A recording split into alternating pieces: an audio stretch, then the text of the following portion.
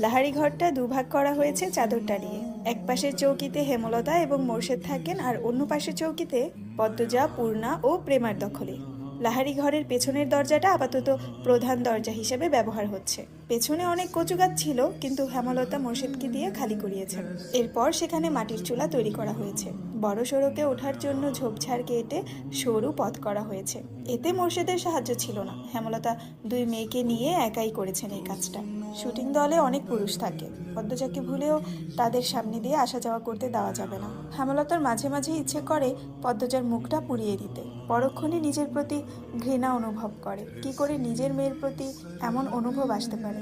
অথচ পদ্মজার শরীরে যদি একটা সূত্র ফুটে, মনে হয় হেমলতার নিজের শরীরে আঘাত লেগেছে। কি জন্যে এত টান পদ্মজার প্রতি?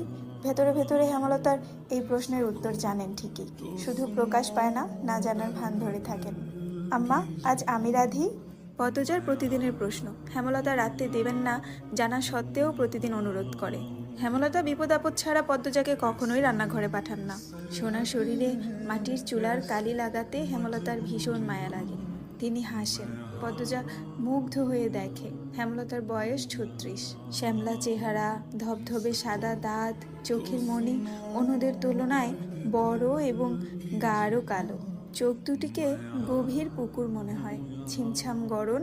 পূর্ণা যেন মায়েরই কিশোরী শরীর, তবে তারা তিন বোনই মার মতো চিকন এবং লম্বা। আচ্ছা, আজ তুই রাঁধবি। পদ্মজা ভাবেনি অনুমতি পাবে। আদরি উল্লাসে প্রশ্ন করে, সত্যি আম্মা? যা জলদি, আসরের আজান কখন পড়েছে? পদ্মজা রান্নার প্রস্তুতি নিতে থাকে। প্রেমা আর পূর্ণা হেজল গাছের নিচে পাটি বিছিয়ে লুডো খেলছে।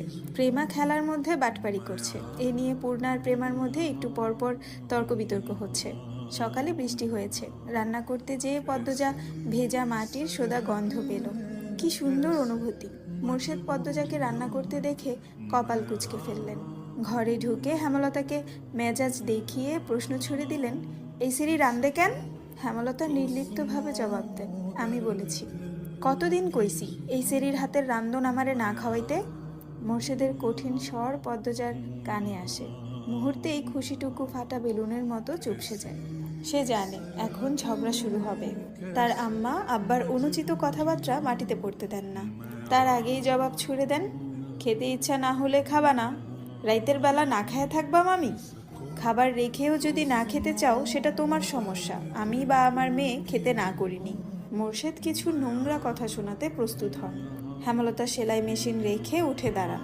তিনি যেন বুঝে গেলেন মোর্শেদ কি বলতে চায়। আঙুল তুলে মোর্শেদকে শাসিয়ে বলেন, একটা নোংরা কথা বললে আমি